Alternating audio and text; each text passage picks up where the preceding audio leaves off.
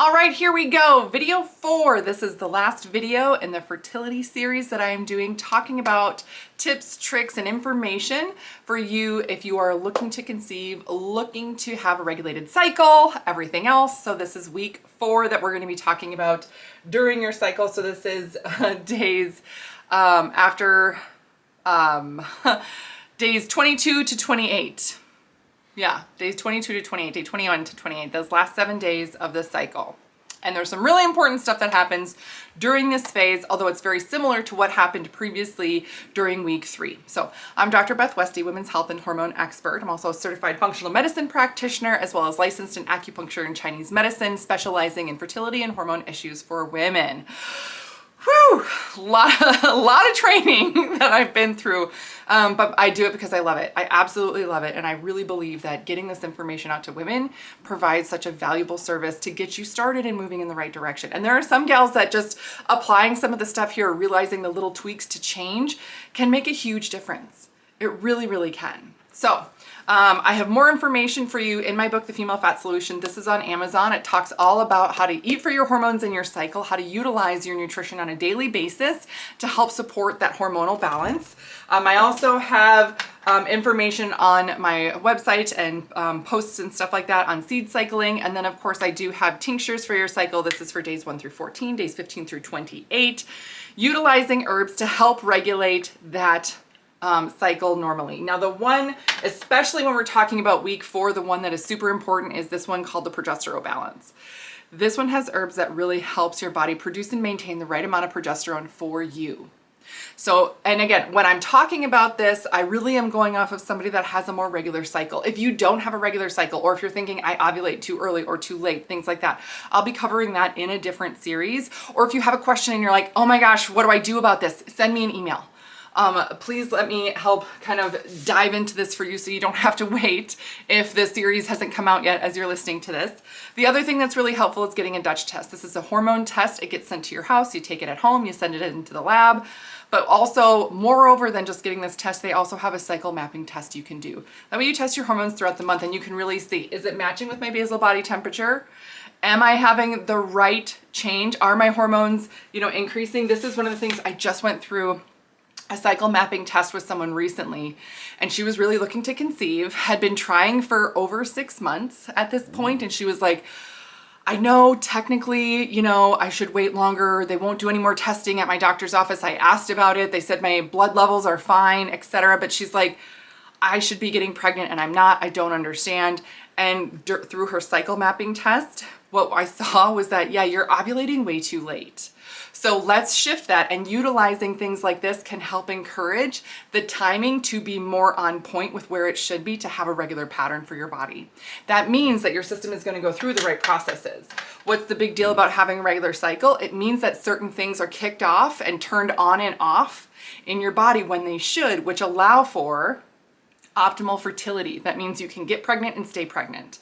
If you're ovulating too late, even if you have a fertilized egg, sometimes it can't implant and it doesn't get that chance to glob on and grow, right? So that's one of the things, utilizing some of these herbs, especially these at the right time, shifting things over and making that change and supporting your system, it's a game changer. It's a game changer. In fact, after we started, and for this gal, now it's not this fast for everybody, right? Like this gal, she had really no other complications, no thyroid issues, no gut issues, no major stressors in her life, anything like that. Once it was really just a few months after we started implementing these things, the tinctures and everything, to really shift and change her cycle. And then she sent me this message and she was like, I was supposed to have my period and I didn't. I don't know. It had been regular and I knew I was ovulating. Ooh, I'm not sure, blah, blah, blah. Because we talked about like regulating her cycle for several months before trying to get pregnant again. And she was like, oops, so I might be pregnant though. And I was like, okay, well, just, wait a little bit, take a test, all that stuff. And she is pregnant. She's actually almost due right now.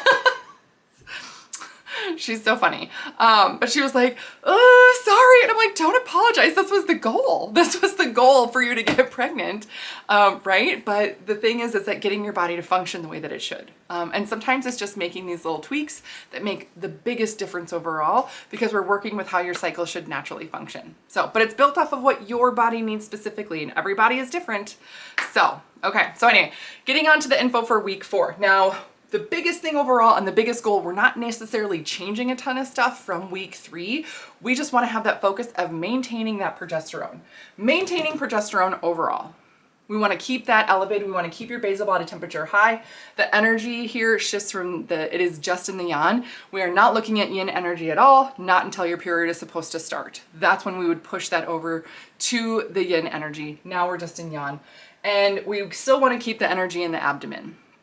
Right? We still want to keep that going. We want to make sure your liver is functioning really well, your digestive system is functioning really well, tonifying your kidneys and everything else. And you want to make sure you don't feel too run down, too damp, too phlegmy, anything like that.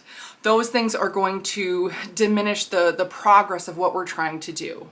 Now, other things that I see gals do that are sort of like biggest mistakes that I see gals make is that they'll feel oh, it's coming up to my period. I'm not sure. I feel kind of run down. I'm not sure. Oh, I feel like I've gained a few pounds. You should, right? Your uterus literally has more blood in it now. The fluids in your body have changed. So you should weigh more at this point. And a lot of times women will think, oh my gosh, I've gained a few pounds this week. That's not right. Oh no, I should eat less and work out more, and you stress your body more. That will deplete that progesterone we're trying to build up. That will deplete the tonifying energy that we're trying to bring to the uterus for implantation to happen and really take hold. So keep in mind, you want to, I don't want to say just be gentle with your body, but really focus on the purpose of what's going on in your system. So that's essential to have your basal body temperature stay increased, progesterone levels elevated. And again, that's why I love the progesterone balance tincture, because it does help with that specifically. And then remember to keep eating warming foods, spicy foods, beef, bacon, all those warming proteins, lots of proteins, and still keep avoiding all those raw fruits and vegetables. Again, I really do highlight that more specifically in this book, and you can also listen to the podcast, that series that I have on this as well, where I dive more into specifics also. But some basic things here leading up to when your next period would start.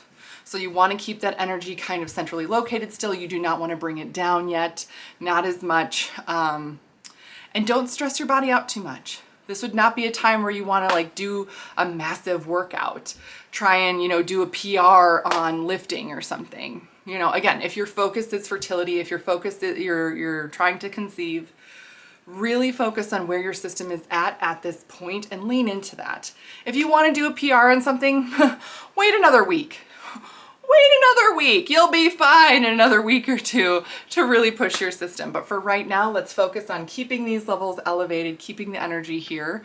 And that's going to be the best thing for your regular cycle as you move through this pattern again and again. So that's what I have for you today. Thank you for tuning in and listening to this series. If you found it helpful, please send it to somebody that you know could use this message. If you have any other questions, again, don't hesitate to reach out to me. And if you need anything else, I will be doing that series on cycle irregularities and really things to look at more specifically for those. But otherwise, thanks for being here. And there's those links below this video. And I hope you have a great rest of your day.